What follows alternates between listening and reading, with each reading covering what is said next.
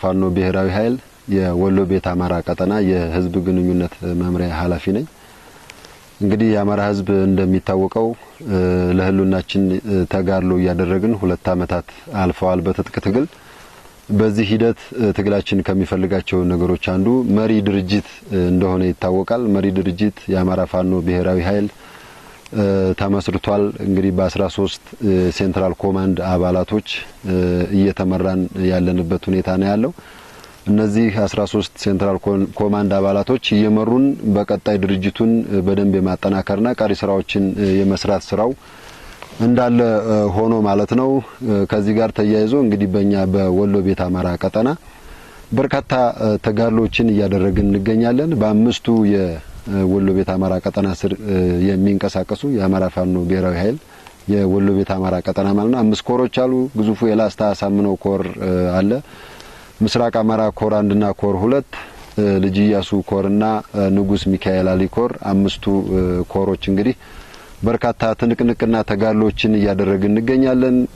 በተለይ ደግሞ መሰረታችን የሽምቅ ውጊያ እንደሆነ ይታወቃል። ሸማቂዎች እንደሆነ ይታወቃል። በጣም በርካታ ቀጠናዎችን ተቆጣጥረን ተጋድሎችን እያደረግን እንደሆነ ይታወቃል። ሙሉ ለሙሉ በሚባል ደረጃ ወረዳዎችንም የተቆጣጠርንበት ሁኔታ አለ። የወረዳ መቀመጫዎችን ጥቁር አስፓልትንና የወረዳና የዞን ከተሞችን መሰረት አድርጎ ደግሞ ግፈኛ አገዛዙ የተቀመጠበት ዞንና የወረዳ ከተሞችን ደግሞ ከ3 እስከ 5 ኪሎ ሜትር ከበባ በማድረግ ደግሞ እኛ ተቆጣጥረን በተለይ ደግሞ የገጠር ቀበሌዎችንና ታዳጊ ከተሞችን ጭምር ተቆጣጥረን እያስተዳደርን ያለንበት ነባራዊ ሁኔታ አለ። የሆነ ሆኖ ሸማቂ እንደመሆናችን መጠንና ከሽምቅ ወደ መደበኛ ውጊያ የምናደርገውን ሙሉ ለሙሉ ከተሞችን የመቆጣጠርና የምንፈልጋቸውን ግቦች የማሳካቱ ሂደት በርካታ ስራዎቻችንን እየሰራ ነው። በተለይ የሚጎለው መሪ ድርጅት ነበር። መሪ ድርጅት ተፈጥሯል።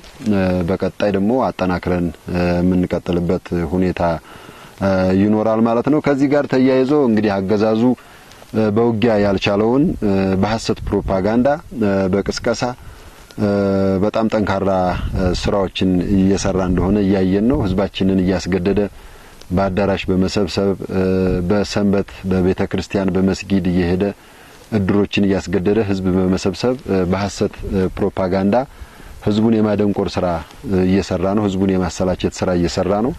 ውሸት ሲደጋገም እውነት ይሆናል ነው። ይሄንን ውሸት ሲደጋገም እውነት እንዳይሆን እኛም ያለውን እውነታና ነባራዊ ሁኔታ ለህዝባችን መግለጥና ማሳወቅ ስላለብን ነው። እንግዲህ አገዛዙ ተስፋ ስለቆረጠ በሽንፈት ጎዳና ላይ ስላለ ሰራዊቱን አልቆበታል። በውጊያ ብቻ ሳይሆን ሳትዋጋ ንገስ ነው እንደተናገርነው እያፈረስ ነው ያለበት ሁኔታ አለ።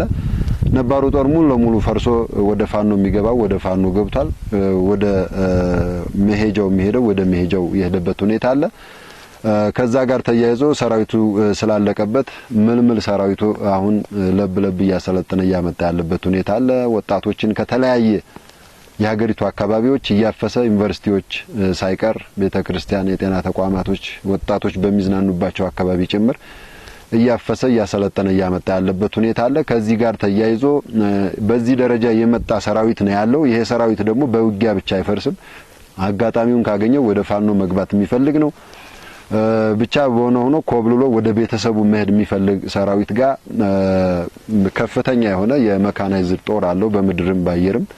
እሱን ተጠቅሞ ይሄን ኃይል ነው ከፋኖ ጋር እያጋጨ ያለው። እኛ ደግሞ በጠላት እቅድ ባለመሄድ ባለመጋጨት ሌሎች ስልቶችን በመጠቀም በደፈጣ በሽምቅ ውጊያ ጠላትን እያፈረስን ያለንበት ሁኔታ አለ። ሌላኛው ሳንዋጋ መንገስ ስለምንችል እያፈረስን እያስኮበለልን ያለንበት ሁኔታም አለ። ይሄ ያለ መደበኛ ውጊያ በማድረግ ፊት ለፊት በመዋጋት ሰራዊታችንን በማቁሰልም መስዋዕትነት እንዲከፍል በማድረግም አገዛዙ በሚፈልገው መንገድ አንሄድም። ከዚህ አንፃር ህዝባችን ይሄን በደንብ ያውቀዋል፣ ይገነዘባል ብለን እናስባለን። ይሄንን ነው እያደረገ ያለው። ወደሆነ የፋኖ ቀጠና አካባቢ ይመጣል። ከፍተኛ መካናይዝዱን በእግረኛም ባየርም ብሎ እግረኛ ምልምል ሰራዊቱን ይዞ ይመጣል። በዛ ጊዜ ሸማቂ እንደመሆናችን መጠን ይሄ ነው የሚባል በጣም የምንዋደቅበት ቤዝ ካልሆነ በስተቀር እንለቅለታለን። ከዛ በኋላ ረሽን የሚያገኝበት መንገድ አይኖርም። ወንዝ ሄዶ መታጠብ አይችልም። ውሃ መቅዳት አይችልም ሰራዊቱ። በዚህ ሁኔታ ነው ያለው። ግን መሬት ላይ ከሌ ቦታን ተቆጣጣርኩ እዚህ ቦታ አገኛለሁ በሚል ህዝብ ለማጭበርበር ዓለም አቀፉ ማህበረሰብ ለማዋሸት እየሞከረ ያለበት ሁኔታ ስላለ ይህን ግልጽ ማድረግ ስለሚያስፈልግ ነው። የሆነ ሆኖ ህዝባችን ማወቅ መቻል ያለበት ነገር ሸማቂዎች እንደመሆናችን መጠን ጠላታችንን ለማዳከም ሙሉ ለሙሉ ለመደምሰስ ይጠቅመናል ያልነውን መንገድ እየሄድን ስለሆነ በዚህ ህዝባችን እርግጠኛ መሆን እንዳለበት ለመግለጽ እንወዳለን። ሽምቅ ተዋጊዎች ነን። አጠናክረን እንሄዳለን። ለጠላት ምቹ የሆነ ጊዜ ሲሆን የአየር ንብረት ሲኖር መልክዓ ምድር ሲኖር እኛ ማድረግ ያለብን እናውቃለን። በዛ ደረጃ ተጋድሎችን እያደረግን ያለንበት ሁኔታ አለ። ከዚህ ጋር ከአውደ ውጊያው ጋር በተያያዘ በጠላት እቅድ ሳይሆን በራሳችን እቅድ እየሄድን ውጤቶችን እያስመዘገብን ያለንበት ሁኔታ ነው ያለው። ከዚህ ጋር ጎን ለጎን ተያይዞ በከተሞች አልፎ አልፎም ደግሞ በታዳጊ የገጠር ቀበሌዎችም ጭምር ብቅ በሚልባቸው ህዝብ ሰብስቦ በሐሰት ፕሮፓጋንዳ እያሰለቸ ያለበት ሁኔታ አለና ከዚህ ጋር ተያይዞ ህዝባችን ማወቅ ያለበት እውነታ ስላለ በተለይ በቅርቡ የአማራ ብልጽግና ቃል አቀባይ መንገሻ ፈንታው ያልኩት ዶክተር መሆኑን ጠፍቶኝ አይደለም። ለሀገርና ለህዝብ ያልጠቀመ ዶክተሬት ሆድ ለመሙሊያ በልቶ ማደር በሚቻልበት ጊዜ ሆዱን ለመሙላት የተጠቀመበትን ዶክተሬት እንደ ዶክተሬት ስለማንቆጥረው በአጠቃላይ ለሀገርና ለህዝብ ያልጠቀመ ዶክተሬት ከዶክተሬት ስለማንቆጥረው ነው በስሙ የጠራሁት። ራያ ቆቦ ዞብል በመግባት የተናገረውን ንግግር ሁላችንም የምናስታውሰው ነው። ካሁን በፊት ላሊበላም ላይ እንደዚሁ የተናገረውን ንግግር ታስታውሳላችሁና መከላከያ ይበቀላል ህዝብን ይበቀላል የሚል በንግግሩ የምታስታውሱት ነበርና ከዚህ ጋር ተያይዞ አሁንም ራያ ቆቦ ዞብል ከተማ ድረስ በመግባት የተናገረው ንግግር አለ።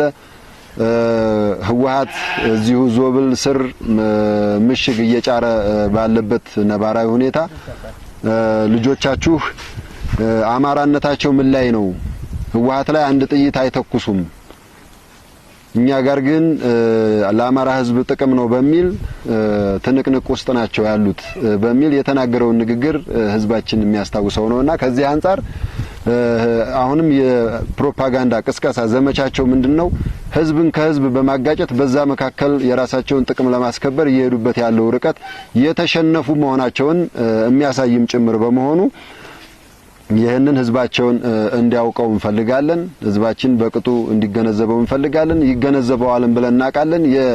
ለምሳሌ ነው የጠቀስኩት የራያ ቆቦ ዞብል በገቡበት ሁኔታ የተናገረውን ንግግር በጣም አደገኛ ንግግር ስለሆነ ህዝብን ከህዝብ በማጋጨት የራሳቸውን የፖለቲካ ትርፍ ለማትረፍ የሄዱበትን ርቀት በጣም የታዘብንበት ሁኔታ ስላለ ህዝብም ስለሚታዘበው የአካባቢ ማህበረሰብ ከአንዴ ሁለቴ ሶስቴ ዋጋ የከፈለ ማህበረሰብ ስለሆነ ከነሱ የሚጠብቀው ነገር የለም። ከልጆቹ ግን የሚጠብቀው ነገር ስላለ ልጆቹ ደግሞ በትክክለኛው የትግል መስመር በትክክለኛው የትግል ሀዲድ ላይ ስላለን ምንሰራውን እናውቃለንና ህዝባችንን አሁንም በሰሜን በኩል ግጭት ውስጥ እንዲገባ በማድረግ በዛ ግጭት ውስጥ ራሳቸውን ለመፈልገው ለማግኘትና ለነጥረው ለመውጣት እያደረጉ ያለውን ጥረት ህዝባችን ይገነዘበዋል። አሁንም በመላው ዓለም ያለ አማራና የትግላችን ደጋፊ በዚህ ደረጃ የወረዱ መሆናቸውን እያወቀው